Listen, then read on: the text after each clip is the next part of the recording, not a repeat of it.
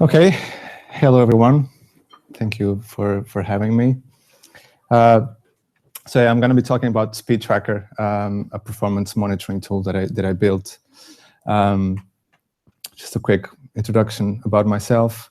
I'm an engineer at a software house called Daddy, where I work on sort of an open source full web stack built with microservices in Node.js. I'm a big fan of the web, a bit of a web fanboy. Also a big fan of an open source. I maintain a few projects, and I try to contribute as much as possible to other projects as well. But perhaps the most important piece of information for tonight's topic is to point out that I am not a web performance specialist.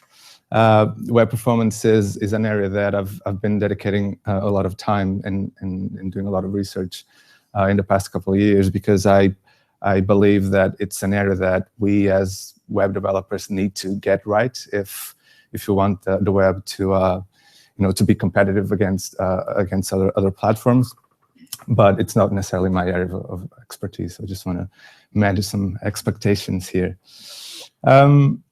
So I've had the chance to help identify and tackle some web performance issues in a few large websites, and I sort of realized that when you're working with a big development team and in a large organization, perhaps more difficult than identifying the issues from a technical perspective is perhaps convincing the people in the organization that those issues are worth addressing and worth allocating time and resources to fix. And from that experience, I think that we as developers can do some things to facilitate that. And I think it boils down to two things, basically: awareness and visibility. So starting with awareness, some people, probably non-technical people, are not always aware of how important web performance is, and sort of the implications and the consequences of not getting that right from a business perspective. And so I think one thing that we can do as a community, and I think we've been doing a good job with that, is putting the problem of web performance in different terms and coming up with studies of real case scenarios of sites with bad performance and how we fix that performance, and the numbers around fixing those issues.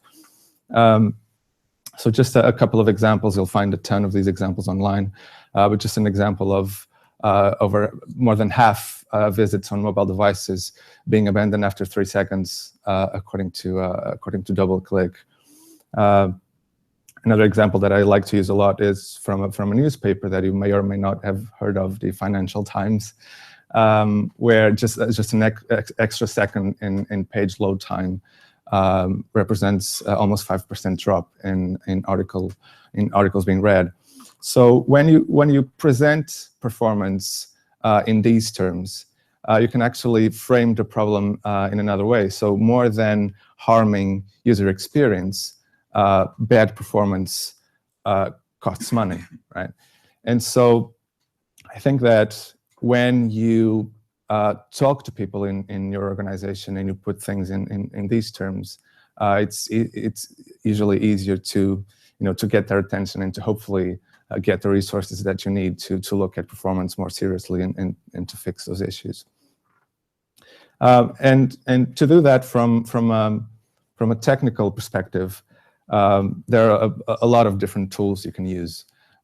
Perhaps the most commonly used one, and the one that is brilliant, is web page test, which I'm sure most of you are familiar with. But just a quick helicopter view. Web page test allows you to test a page from multiple locations around the world, using different browsers and different devices and different network conditions.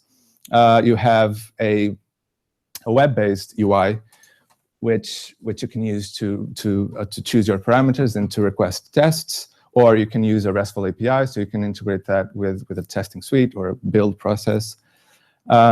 there's a public instance that anyone can use for free, or alternatively, you can host it yourself. So this this is a great resource for anyone that wants to tackle performance.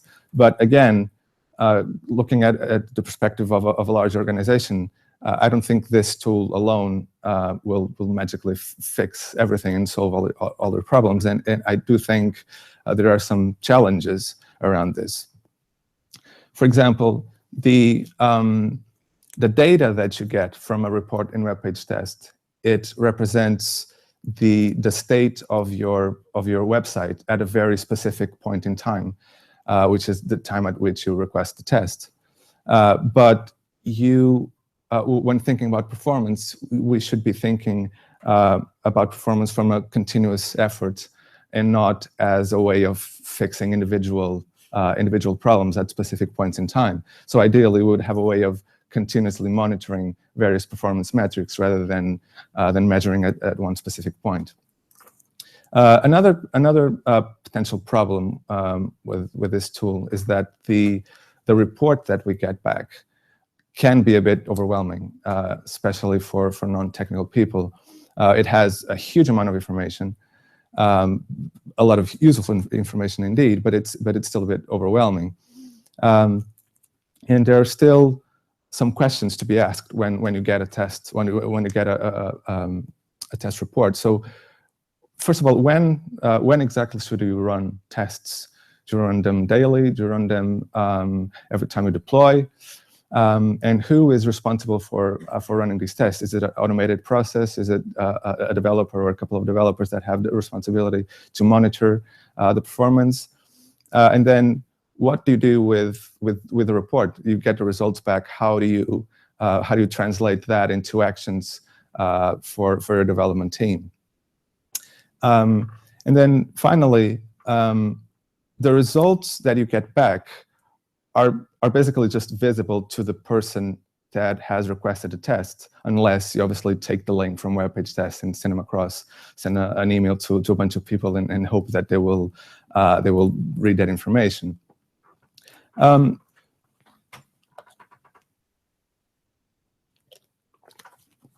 Which, in this point, this last point, brings me to my to the second step, which is visibility, because I think that web performance is very important, and I think that not only developers should have access to the information of how well a product is doing in terms of maintaining a performance budget or correcting performance issues. And so within an organization, I think it would be useful for designers, for product managers, for directors, and any type of stakeholder to have access to this information, ideally in a way that is easier to consume and easy to digest. And so the idea is that if you make the performance issues visible to everyone in the organization, then in theory, they become everyone's problem, right? If everyone is aware that these issues are occurring, and if everyone has a way of tracking how well the product is doing, then in theory, everyone can work towards a solution rather than it being some kind of metric that is just accessible for developers and that only developers can care about. And so at some point, I started looking into ways of taking this data and making it available for everyone within an organization, and I got to these two particular tools. One of them is called Calibre, and the other one is Speed Curve. And what they do is they get two of the problems that I mentioned before, and they get them absolutely right, which is they have dashboards from where you can easily consume this information about performance, and they monitor. They show a continuous monitoring of these metrics, so anyone can just keep a dashboard and see how the various performance metrics are progressing over time. And these products are great, and they're definitely worth investing in, but they're commercial products, and for some organizations, it might be difficult to allocate budget for something like this, or if you're running an open source project or a nonprofit organization. And so in the spirit of of open source software, I decided to have a go at building something like this as an open source platform. And so the idea was to have a platform that is built on top of web page test. It would provide a continuous monitoring of any metric provided by web page test. That information would be displayed as a set of easy to digest dashboards, so everyone could access that information. I wanted to be able to define performance budgets for any of the metrics, and then whenever one of those metrics goes over the threshold that you define, having the ability to fire notifications to groups of people within an organization. It can be email or Slack. And this is a very important point. I wanted the infrastructure required to run this platform to be minimal. So ideally, anyone could just run it for free. And this, as you'll see in a second, this principle sort of led all the decisions that I took in the architecture of the platform. So this is just a screenshot of the actual dashboard itself. So if you go to speedtracker.org, you'll find all the information about it. And this is just an example of a couple of metrics that are captured around load time. And as I mentioned earlier, the architecture of the platform itself was based on the principle that anyone should be able to run this for free. And so there is a central API layer that communicates with web page test. And that API layer leverages the fact that the public web page test instance. So if you want to use web page test, the public instance, you get an API key, and that API key comes with a limit, I believe, is 200 page loads per day. So it wasn't feasible to have one single API key serving requests for multiple people. So the idea is that you bring your own API key to use with a platform. So whenever you want to request a test, you send us the parameters for your test, you send us your web page test API key, and then we run the test on your behalf. And so you're in charge of managing your own limits. Alternatively, if you have a private web page test instance, you're free to use that instead. And so we use a GitHub repository as the data store for the actual test results. And the way this works is if you have a data file in your GitHub repository, in this case it's a JSON file. Every time you receive a new report from web page test, you use the GitHub API to update that data file. And so effectively your GitHub repository becomes a data store, effectively, which being in GitHub you can use for free.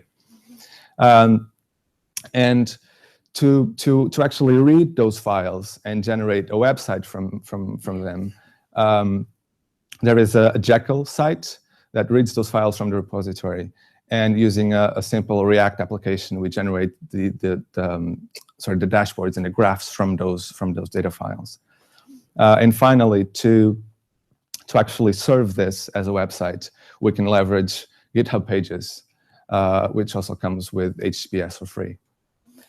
And so this is roughly what it looks like. So when we request a test, we fire a request to this central API layer, which will communicate using your web page test API keys. It will communicate with web page test. When the results are ready, the API layer will take the results back. It'll write to the GitHub repository, so it'll update the data store. As soon as the repository is updated, because Jekyll integrates with GitHub Pages natively, then every time you update the data store, the site will be regenerated automatically for you. And as you do that, you update the dashboard with the new data. So this is kind of the flow of data. And and I'm going to try to do a demo of how you actually set it up. And so because this is a live demo, there's absolutely no way it's going to go smoothly and actually work, but just bear with me. So the first thing you need to do to get this running is go to GitHub. There's a speed tracker organization. Within there, you'll find a repository called speed tracker as well, which is the visualization layer in the data store for the platform. And to get this working, the first thing I need to do is to fork this repository into my own account. So I'm going to do that.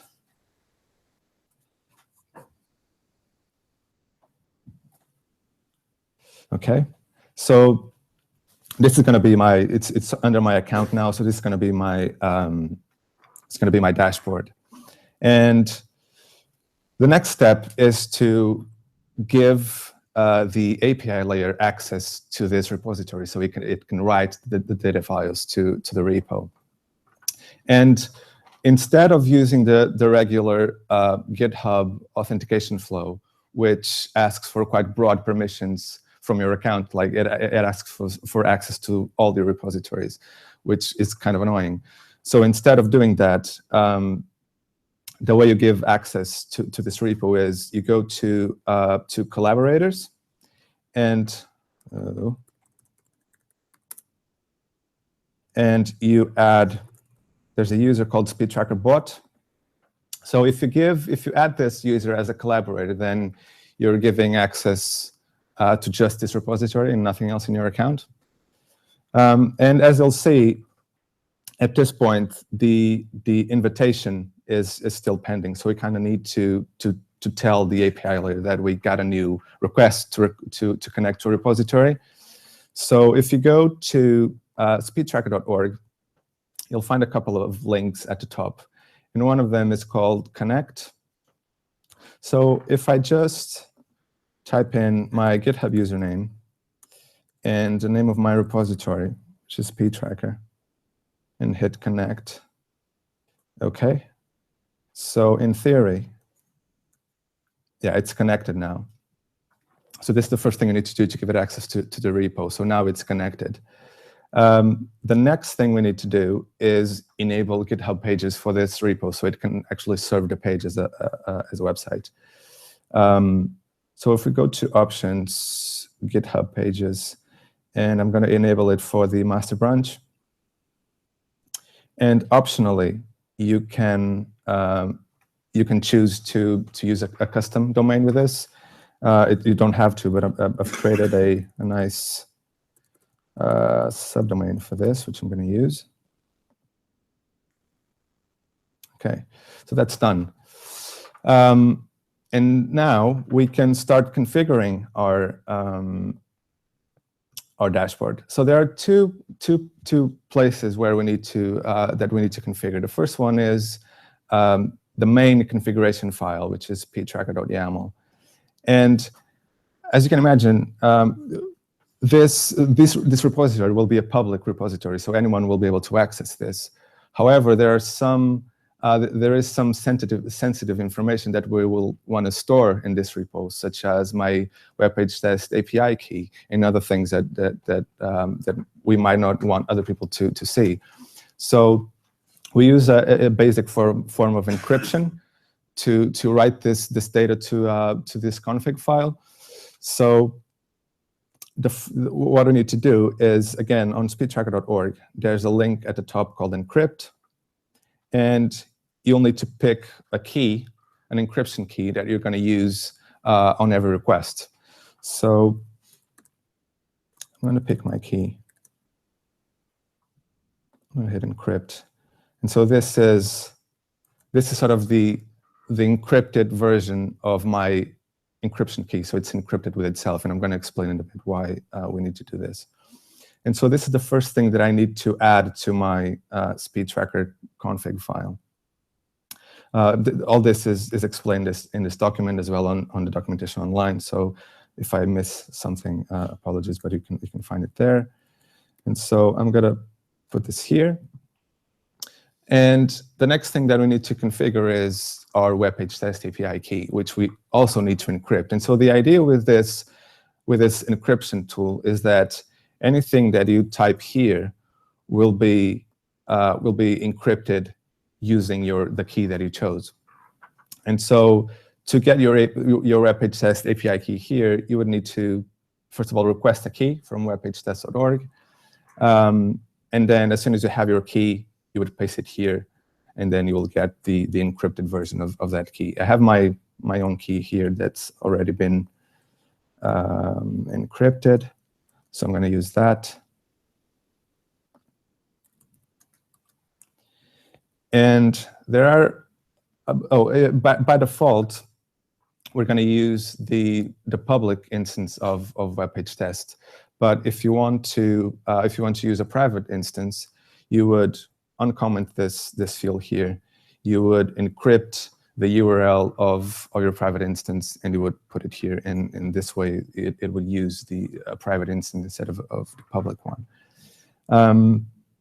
There are other things we can configure, such as alerts, but I'm gonna come back to this in a second. And for now, this should be enough to get us running. So I'm just gonna directly commit this file.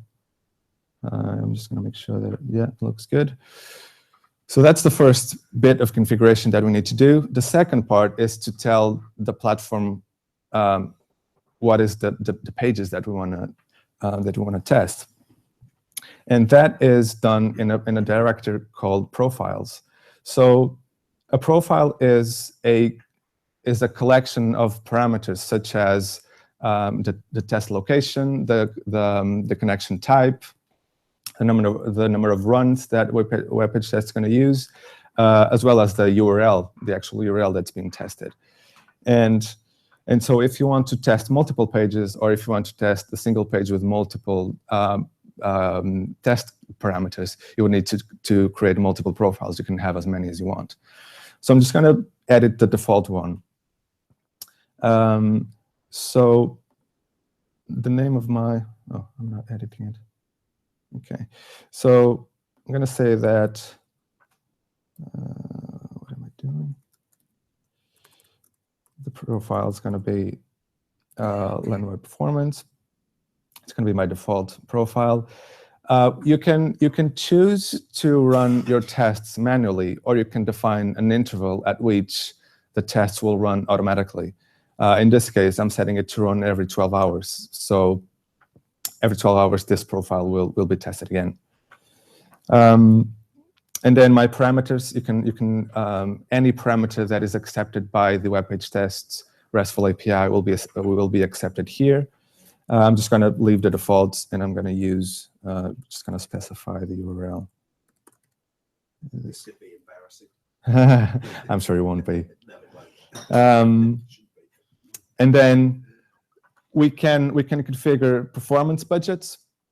So for any metric, I can define what exactly is my threshold and what sort of alerts it's going to trigger. But again, I'm going to come back to this in a second if I have time. I just want to make sure I show you the basics. Okay, so I'm going to commit this. And so I should be able to go now to my dashboard and see. So for now, I just got a blank dashboard because we haven't actually submitted any tests yet. But we can do now. So one way to trigger tests would be to use an endpoint, which you can find in the documentation. So you could do it as part of a build process or whatever you want. But there's also the possibility of using this UI on speedtracker.org. No, not connect. Sorry, run test. So let's try and run a test. My GitHub username, my name of my repository, the branch is master. Profile ID is the name of the file that holds my profile. So in this case, it's going to be default. Default. And then my, let's make sure I get this right. My encryption key. Okay. If I run this. So it's telling me that the test has been run successfully. Because I've decided to run scheduled tests, it's given me the timestamp for the next run, which would be 12 hours from now. And it's giving me the ID of the test in web page test. So in theory, if I copy this and I replace it here, right, this is not going to work as expected, is it? We're behind quite a lot of tests. So unfortunately, you won't be able to see the data being actually pushed to the repository. Yeah, this is not going to work. Want to target something that isn't Dulles? Well, actually, it might be easier to just show you another repository and to show you just how data is being inserted into the repo. So there is a repo, SpeedTracker demo, right? So this is exactly this repo is exactly the same as the one I was showing you, except it has quite a lot of test results now. It's set to test csstricks.com every 12 hours, and if I go to the commits, you'll see a bunch of commits from SpeedTracker bot, and the way that looks is it just updates a flat file with a new batch of results. The way we have that organized is within the results directory. There is a directory for every profile, and then within profiles you have years, and then within years you have a file per month where test results are stored. It's a bit annoying that I can't show you the actual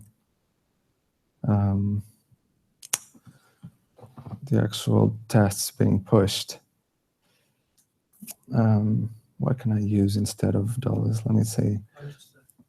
Sorry? Go to home. I think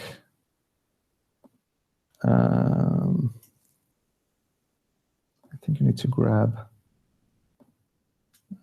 right. So maybe Ireland, perhaps.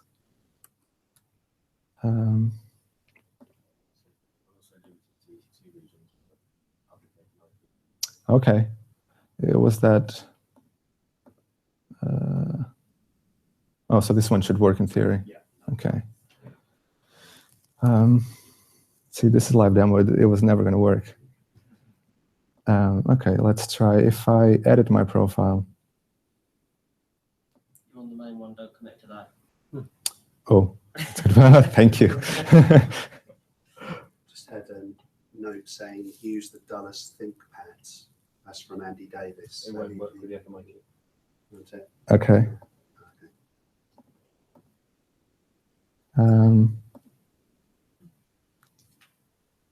Okay, so Try it. If you go to webpage test/get locations.php, okay. what the current Um, is on each node. Okay. Is it get? It's get locations. Andy Davis is capital L. Perhaps. Oh.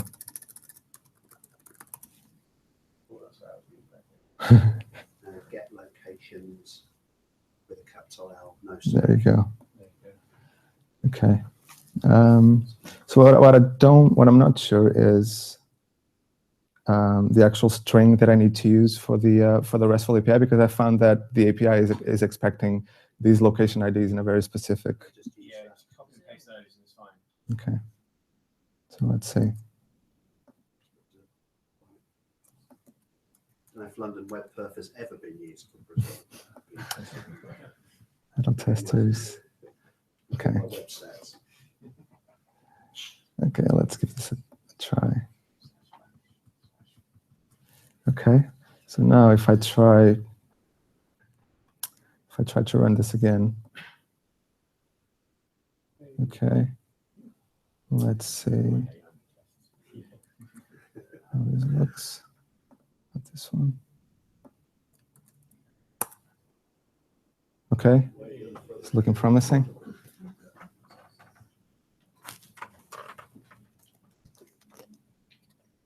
I'd just like to point out at this juncture that London Web Performance uses an Akamai CDN. Right? So.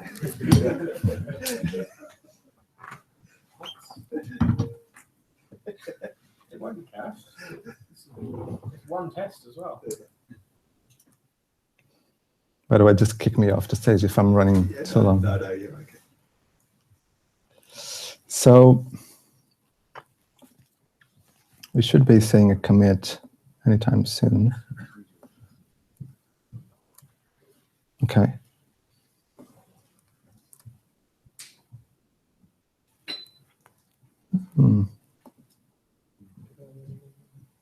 Okay, so we have a commit here with some results. So if we refresh this now, yeah, so we get our dashboard.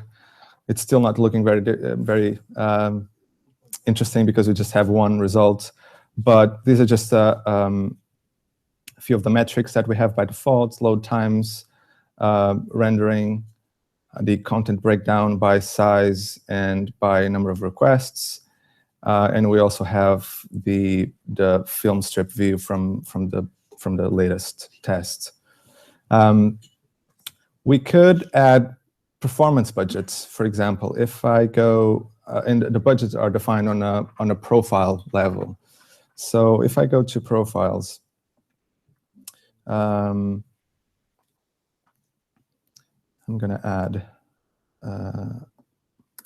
like a real unfair budget, just so we can get some notifications.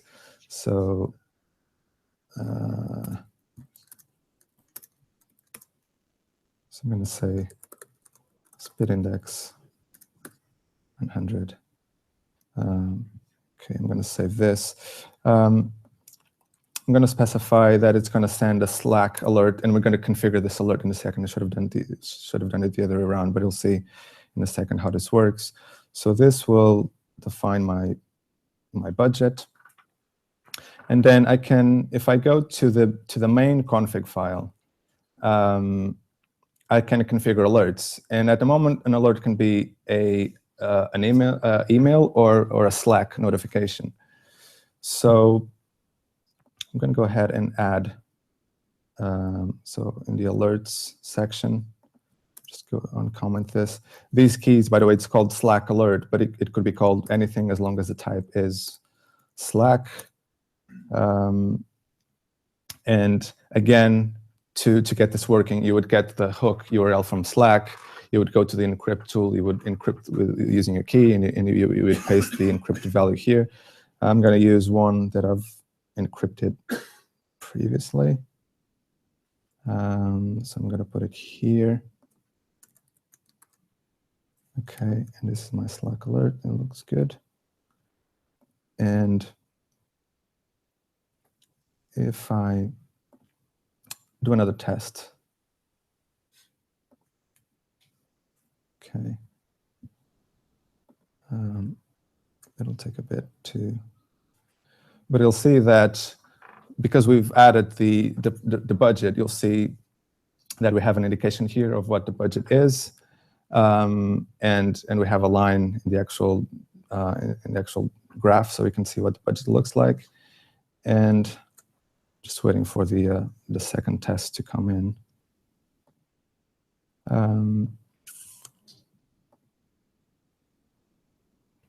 Okay. Takes a bit of time for the actual site to be regenerated as well. But as you can see on Slack, we just received a notification saying that there is one particular metric, in this case, speed index, which is above the limit that we specified. And you could set it to, again, to be a Slack or email, and you could have as many metrics as you want as part of this report. And it's still not showing the new results. Probably takes a while for the site to be regenerated anyway. So I don't want to run over my time limit. One thing that I would love to get from this talk is to convince some of you to actually contribute to the project, because it's basically just me forever alone. And I think there are a lot of things that we could do to improve this. it would be great to somehow integrate information about GitHub commits, so you could see, or deployments, so you could see in the graph, you know, an event where the app was deployed, so you could see, excuse me, how that affected performance somehow. It would be great to integrate other services and add other types of metrics. This process that I've described of defining keys, editing files, maybe there's an easier way to do that. Maybe there's some sort of automated process that we could put in place to make it easier for people to set it up. There's also quite a lot of work to be done in terms of error reporting, because as soon as you fire the test, then there's no easy way for us to report errors back to the user. So it could be a bit more robust in that sense.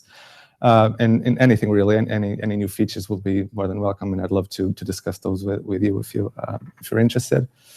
And I think that's it. Thank you very much.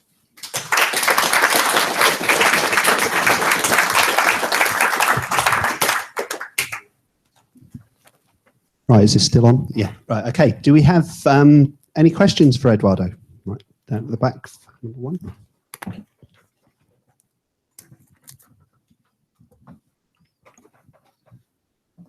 Hey, really good tool. Thank you. I hope Steve Souders is not watching, because we use SpeedCurve quite heavily where I work. And I'm going to set this up tomorrow. Have you got anything in the pipeline to look at real user monitoring to pick up those synthetic marks from your tests? I'd love to. I'd love to do that. It shouldn't. I mean, in theory, anything that you can grab with web page tests, you could easily integrate here. So it should be just a matter of finding out what the most useful metrics are, and then put them in place. It shouldn't be too complex. So I would love to have some help on that, actually. Yes, I have a couple of questions. Yeah. Hi, my name is Ben. So can I just say this looks absolutely fantastic. I'm just being a little bit nosy, and I was wondering, is it your personal project, and how does that link to your workplace? Because I've got a project that I think, well, I've got my projects, and I think wondering how you found the time to create something like this. It's a bit challenging.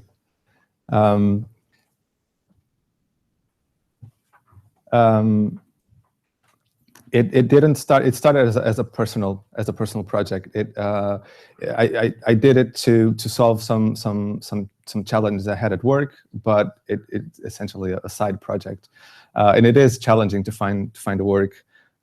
My wife doesn't find it that funny, because but it's. I mean, I love the fact that you can share it with the community, and that other people can just benefit from it, and I'd love to have that collaboration with the open source community. Great, thank you. No, that's it for now. Cool. Any more? Just a sec. Hi, great tool. I wanted to ask how the scheduling of the tests happens. So the configuration for the scheduling is in your repo. So who actually runs and triggers those tests? So the API layer runs a database, and the only purpose of the database, we don't store, the platform doesn't store data anywhere. Everything is stored in the repo. The only exception is a database that exists on the API layer that holds the scheduled tests. So whenever you run a test, we check for that interval property. If you find one, you read it. You store a record in a database saying that 12 hours from now, you're going to need to run a test for this repo with this profile. And then every couple of minutes, we check against that database and see, is there any scheduled test that we need to run? And that's how we manage scheduled tests. Does that answer your question? Yes. Just one more follow-up question. So if you have to get that record into your database, you have to trigger the first test manually. Yes. Is that correct? Yes. Okay. Any more? Yep. First of all, great work. Thank you. This is just out of my curiosity. How does the automatic commits interact with the GitHub terms of service? Does it comply? Is there any problems around that? Or could you set the test scheduling to be very, like every 10 minutes or so? And would GitHub have any problems with that? So I've actually established a limit of 12 hours, which is the minimum interval that you can set. And that's purely because the public instance, the public API layer of SpeedTracker, which, by the way, it's just a Node app. So if you want, you can run your SpeedTracker API yourself. But there is a public instance that anyone can use for free, and it's running on a very modest Heroku app. And so to avoid people hammering the service, I've established that 12-hour minimum period, which I'm happy to tweak with time. In terms of service of GitHub, I'm not sure exactly, but I would assume that with such a large limit of 12 hours, that we wouldn't have any problems. I hope.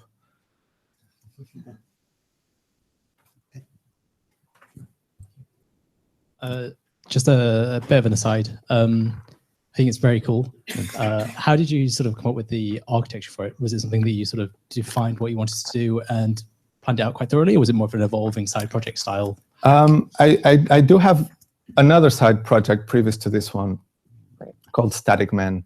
And the idea from that is that when you have a static site, it's a bit difficult to add user-generated content, such as comments to a blog post, for example.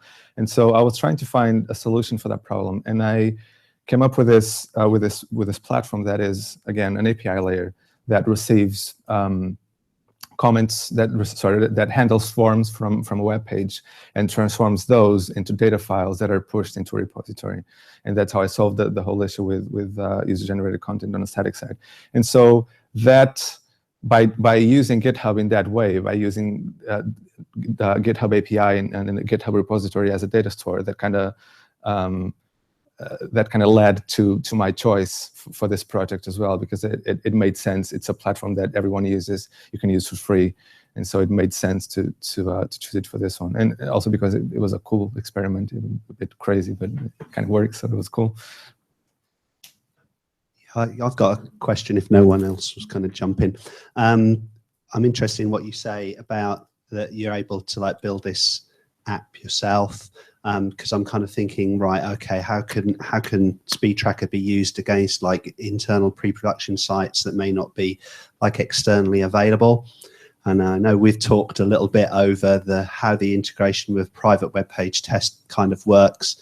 Again, if you've got that behind the firewall, I kind of sense that you need that, the demo sort of kind of would need that private web page test to be externally available for it to work. But I'm assuming that if you built your app inside, then that would then work. Yeah. And I'm also wondering whether your limit over 12 hours and any of the GitHub things, again, that if you had a paid GitHub account, whether that would make a difference or not, that you could then kind of start to tune that up, because again, if you've got this kind of thing integrated into your build pipeline or anything like that, you want to be testing when the build is happening, not waiting for 12 hours.